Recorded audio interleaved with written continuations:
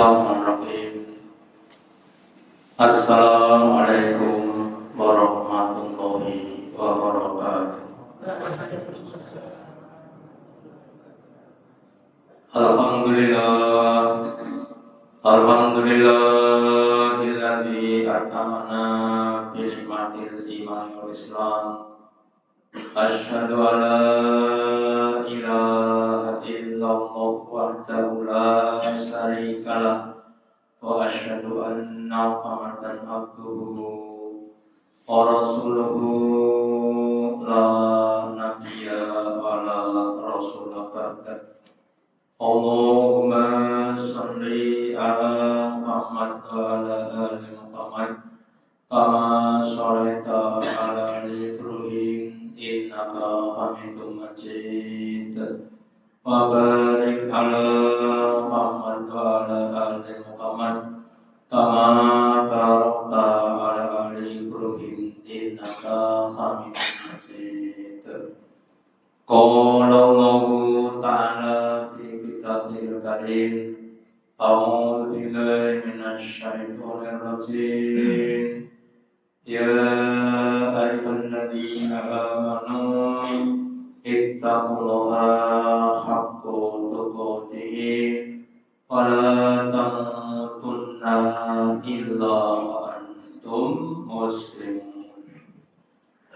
Bapak Ibu hadirin yang dirahmati Allah yang pertama dan utama, marilah kita selalu meningkatkan, menambahi kesyukuran kita, keimanan dan ketakwaan kita kepada Allah Ta'ala dan yang telah memberikan kepada kita kenikmatan yang banyak. Semoga dengan kesyukuran kita Allah berkenan memberikan kepada kita kenikmatan yang lainnya yang lebih banyak, yang lebih sempurna dari dunia sampai di akhirat. Amin. Bapak Ibu hadirin yang dirahmati Allah Ta'ala, ketika Allah Ta'ala menurunkan Al-Quran kepada junjungan kita Nabi Rasulullah Muhammad SAW di kota Mekah khususnya, maka ada dua kelompok dalam menghadapi Al-Quran.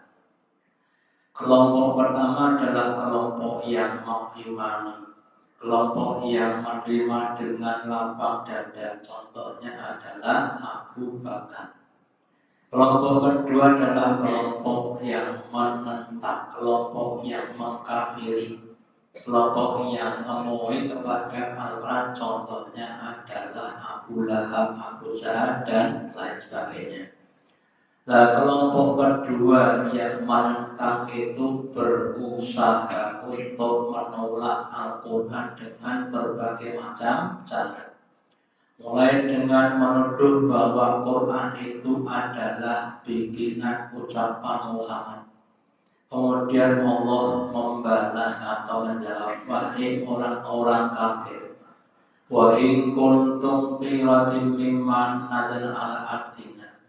Jika kalian itu ragu-ragu terhadap Al-Quran yang telah kami turunkan kepada Muhammad, Fa'tu bisuratin min mithlihi, maka datangkanlah, buatlah satu surat saja, enggak usah 114, tapi cuma satu surat saja yang semisalnya. Kalau Muhammad itu manusia dan kamu juga manusia, tentunya kamu bisa membuat surat seperti Al-Quran, dan ternyata tidak bisa membuat. Kemudian mereka menuduh juga bahwa Quran itu adalah ucapannya setan. Kadang-kadang kita itu kalau dengar berita goib itu terus dinisbatkan kepada setan. Tetapi secara umum yang namanya setan itu adalah ta'muruna bil munkari wa tanhauna 'anil ma'ruf. Setan itu sukanya menyimpang dari yang benar, sehingga ajakan-ajakan setan itu adalah kepada barang-barang yang mungkar, barang-barang yang akan menimbulkan keburukan dan mencegah dari yang baik. Tetapi Quran ini malah sebaliknya, yaitu amar ma'ruf nahi munkar, maka tugasnya juga terbantahkan. Kemudian mereka menuduh bahwa Quran adalah kesan kata-kata yang diubah oleh manusia. Karena pada saat bahwa itu di saat Quran diturunkan itu di kota Mekah sedang moncer-moncernya, hebat-hebatnya para penyair. Sehingga Quran dihukum sebagai syair-syair. Kemudian mereka ditantang Allah, jika ini adalah syair, maka buatlah syair-syair yang mengandungi Al-Quran. Sehingga para ahli syair pun kadang-kadang tidak bisa memahami bahasa yang betul dari Al-Quran dan seterusnya. Ya. Kemudian Allah katakan, sudah kalau kamu menuduh Quran dengan berbagai macam tuduhan-tuduhan dan itu tidak terbuktikan, maka bagaimana kalian akan pergi, gimana berpikir, gimana menuduh lagi. Berbagai macam tuduhan-tuduhan sudah tidak terbukti. Terus kamu memikir apa? Menuduh apa lagi? Apakah Bapak Ibu zaman sekarang beberapa waktu yang lalu di negara Swedia, ya, ada orang yang mungkin saking mangkelnya dengan Quran, kok semakin banyak yang mengikuti. Akhirnya kemudian dia membakar Al-Quran. Dan ketika dia membakar Quran, kemudian tangannya juga terbakar. Itu wujud terjadi. Ya. Jadi setiap orang yang dia akan menghinakan Quran, dia akan terhina. Bahkan ada sekelompok orang yang akan memasukkan Al-Quran, ayatnya diubah-ubah dan sebagainya, itu juga ketahuan. Kenapa? Karena itu dijaga Allah. Allah berfirman, Inna nahnu nazzalna dzikra wa inna lahu, sesungguhnya kami dan yang menurunkan Quran. Quran itu bukan bikinan Muhammad, bukan bikinan Jibril, tapi bikinan Allah Ta'ala yang diberikan kepada hambanya, Rasulnya yaitu Muhammad SAW lewat perantaraan Jibril. Jadi cuma perantara. Muhammad juga sebagai pelaksana, bukan pembikin. Makanya Bapak Ibu, setiap ada usaha upaya untuk memasukkan Al-Quran akan selalu gagal sampai nanti di akhir zaman. Seandainya seluruh mushaf Quran di seluruh dunia itu seandainya dibinasakan, dibakar semuanya, maka Quran masih ada dalam hatinya setiap orang. Setiap kita bagaimana kan Al-Quran mengatakan Al-Fatihah, itu susah untuk dihapuskan. Bahkan yang namanya hafid Quran 30 juz, tidak cuma juz 30, sekarang semangat lebih banyak. Itu ada sekali wujud dari penjagaan Allah kepada Al-Quran. Dan kemudian Allah firmankan, in huwa illa dzikru lil alamin. Tidaklah kecuali sebagai takdir, sebagai peringatan, pepeling kepada seluruh alam, tidak cuma orang Arab, tapi seluruh manusia, seluruh jin, binatang, dan semesta alam yang lainnya, gunung-gunung, planet dan sebagainya, sebagai takdir. Dan takdir adalah peringatan. Peringatan adalah untuk orang yang lupa. Kenapa kok menjadi takdir? Karena sekali lagi Bapak Ibu, ketika iblis dilaknat Allah, maka dia berjanji, berazam kepada akan menyimpangkan anak Adam dari jalan yang benar. Dia akan mendatangi, menggoda anak Adam dari depan, belakang, kanan, kiri, atas, bawah. Dari semua penjuru akan didatangi anak dengan berbagai godaan-godaan.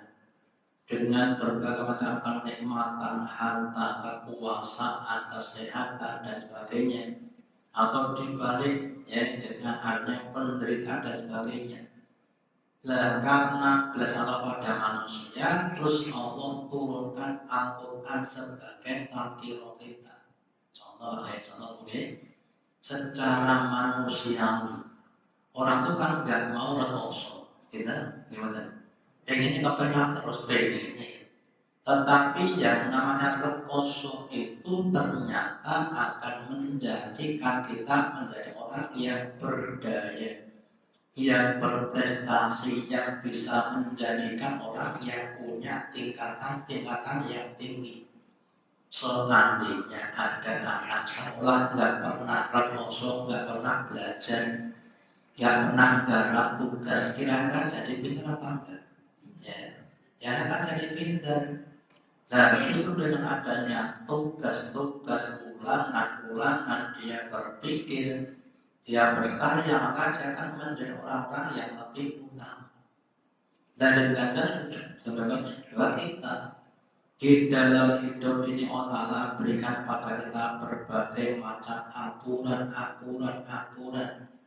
perintah dan larangan. Perintahnya Allah itu untuk menjadikan kita menjadi hamba yang bisa berprestasi.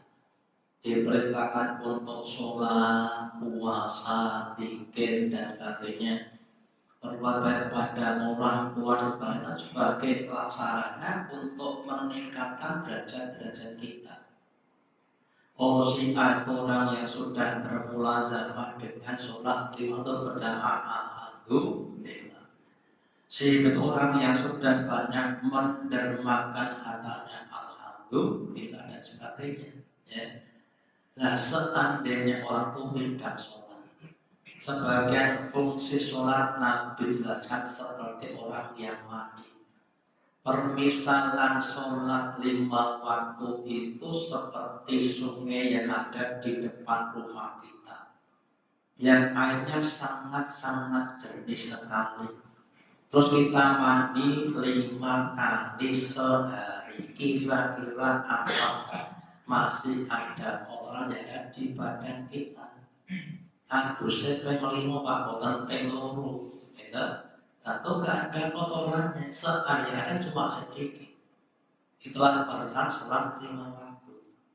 Dan kalau ada orang yang nggak pernah sholat, artinya nggak pernah mandi, usia 50 tahun, nggak pernah seperti nggak pernah mandi, lah kopot perutnya bisa ditaburi kancang. Ya, saking banyaknya kopot perutnya nggak pernah dihapuskan. Itu permisalannya.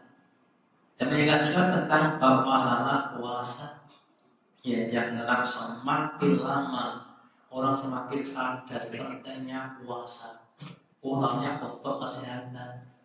Orang akhir zaman seperti kita, Allah akan semakin bukakan rezeki kita. Kalau dulu Pak Ibu, kalau bikin dosa, dia pun malah dok siji usaha omah. Gitu, dijereng-jereng target, namanya itu, piring dan sebagainya. Saya ini wong siji mangan telu mangan papat, semoga awas sehingga semangat semakin banyak energi yang masuk tanpa dikeluarkan, dan malamnya banyak kata olahraga wanita. Kemudian solusinya bagaimana? Jadi penyakit dan sebagainya. Makanya Allah berikan puasa. Ya, atau yang lainnya yang namanya orang menghadapi masalah. Kalau nggak punya masalah, ya nggak akan berpikir. Kemudian kita sekali lagi pentingnya namanya takhir diingatkan. Ketika kita menyimpang terus diingatkan, akan kembali di jalan yang benar.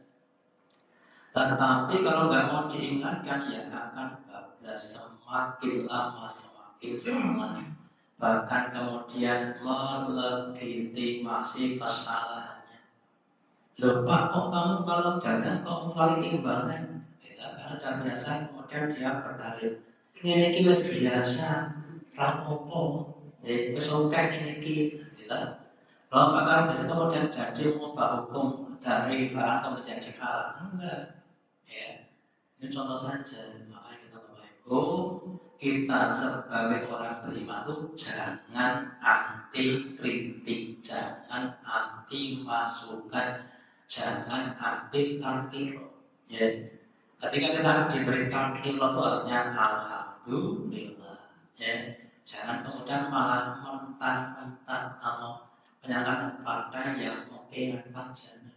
Ya, ada lagi orang yang mengingatkan kita itu adalah orang yang ingin kita menjadi orang yang baik.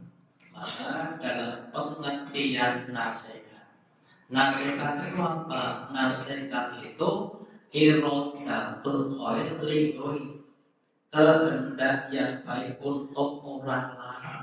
Si A menasihati pada si B itu artinya si A itu ingin si B itu menjadi orang-orang yang baik. Meskipun kadang-kadang ya sok-sok nantikan sok-sok rapat pengen. Orang saya dulu bukan sekarang mengatakan Yosef jenenge jamu ki pahit ngono kuwi mah. Itu kali sirup bagaimana? Nek jamu ki rasane pahit nek marai awake sehat. Maksud konsepnya kan jamu sing ora pahit. Kita nah demikian juga mari makan tidak mudah dibutuhkan hati-hati yang luas, hati-hati yang bersih untuk dengan bersih hatinya mau menerima takdir tadi. Makanya sekarang kita semuanya harus berusaha menjadi orang-orang yang mau menerima nasihat takdir dari siapapun. Ya, utamanya dari Al-Quran yang dilakukan kepada Nabi Muhammad SAW. Ya. Terus kemudian Bapak Ibu di dalam surah Al-Anbiya ayat 107 mengatakan wa ma arsalnaka illa rahmatan lil alamin. Dengan adanya Al-Quran kepada Nabi Muhammad, terus Nabi dijadikan rasulnya. Wa ma arsalnaka, dan tidaklah atau mengutus kamu Muhammad illa rahmatan, kecuali sebagai rahmat, sebagai bentuk belas kasih lil alamin, untuk semua anak. Kalau kita melihat orang yang kerjanya tidak efektif gitu, dan ibu hanya lagi pernikahan, ketika udah nggak pernah masak, jadi masak pertama kali buka tangene Google, nah, gitu, cara membuat sayur asam, terus ditimbang-timbang, diukur-ukur, gitu apa?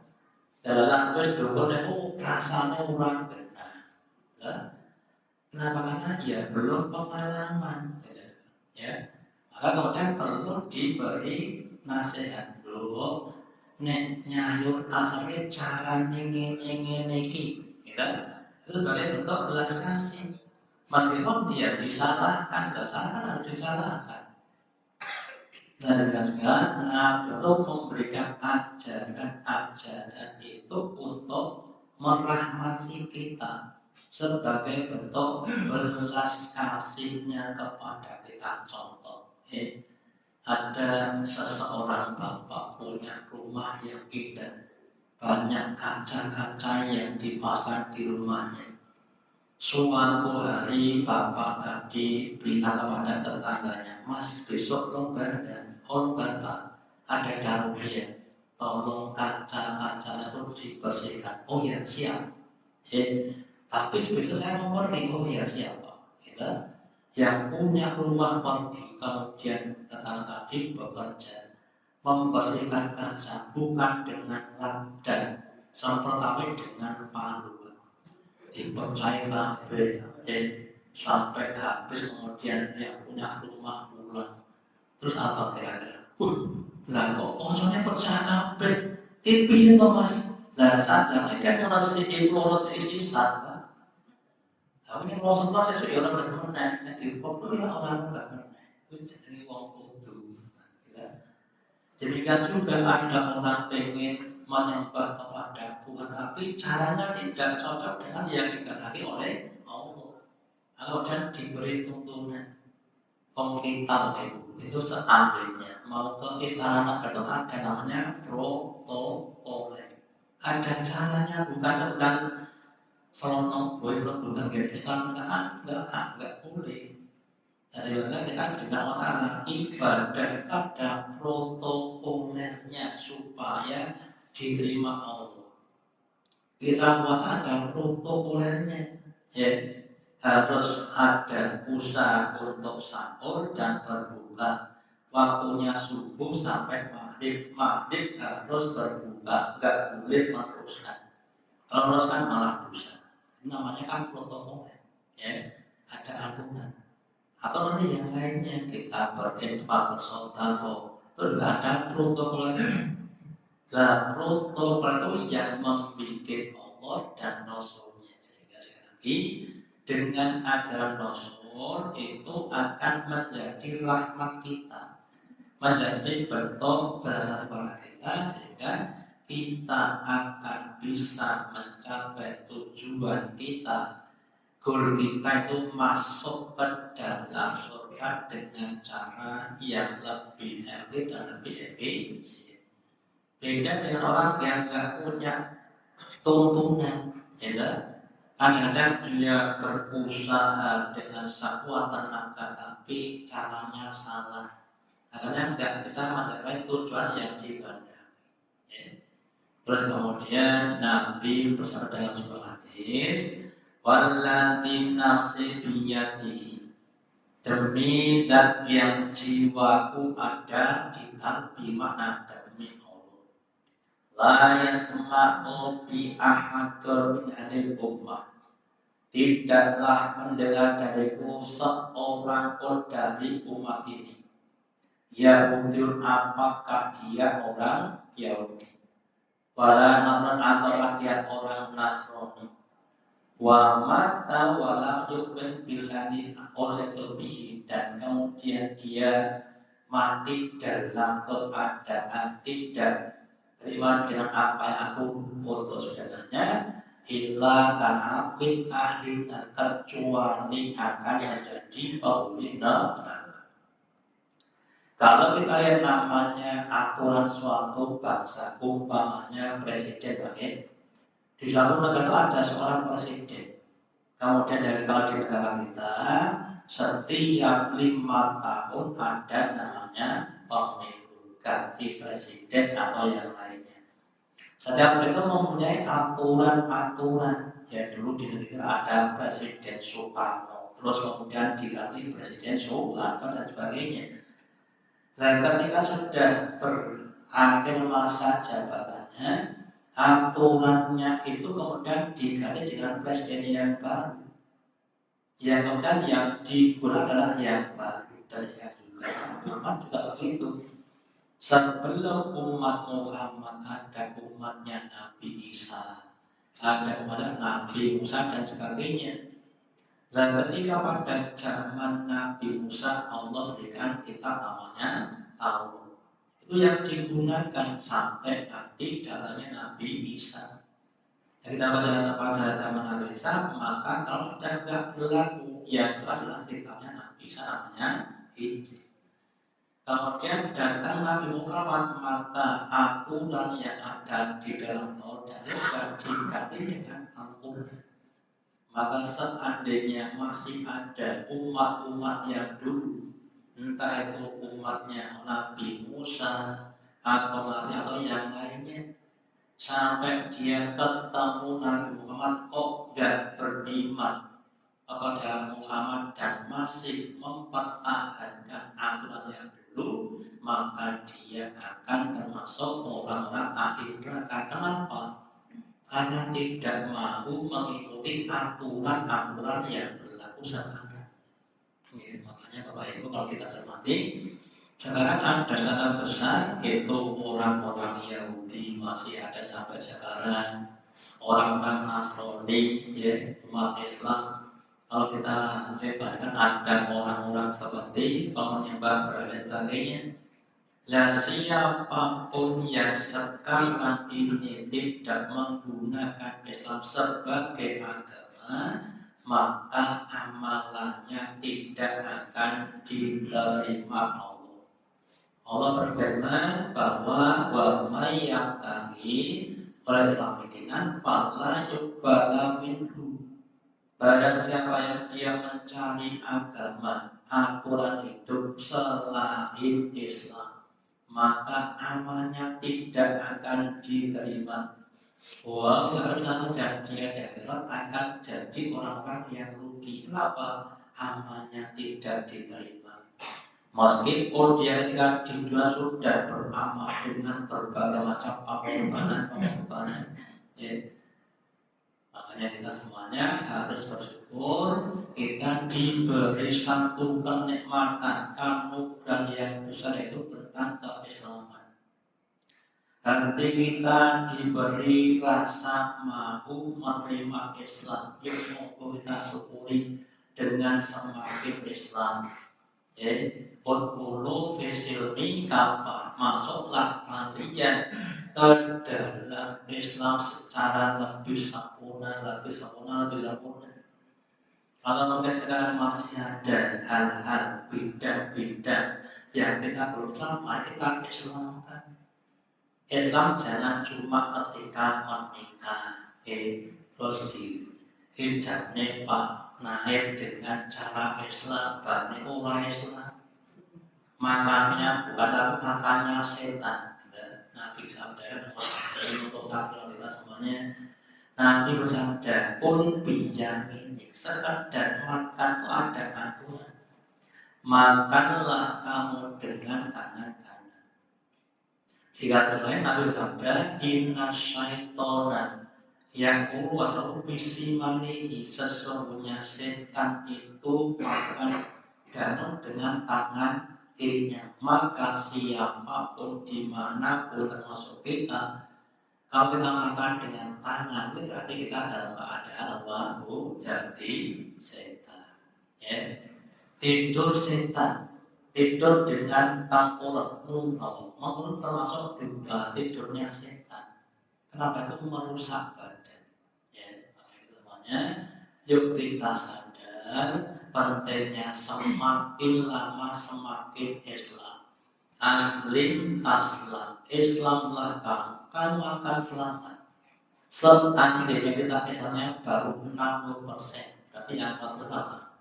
100%. Islamnya 60%, berarti yang 40%. Lawannya Islam atau setan. Kalau ada orang Islam itu berarti empat adalah masih gayanya gaya setan.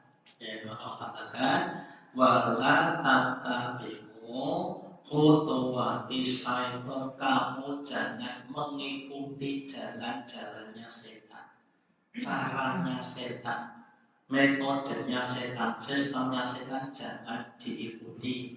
Maka itu akan membinasakan kita. Jual beli.